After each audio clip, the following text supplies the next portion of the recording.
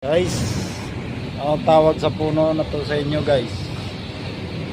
Iba yung bunga niya guys, parang ano bunga nga na kapanganga. Yan guys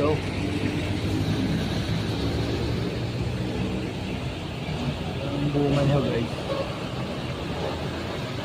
Kung kilala kung anong klaseng puno ito Pag hilaw pa siguro, hilaw pa. Yan yung bunga niya pag hilaw pa. Hilaw pa. Pagka hinog na, ganyan na siya guys, ngumanganga. Pero, panganga na tapos niya may ipin. Galing naman itong puno na to.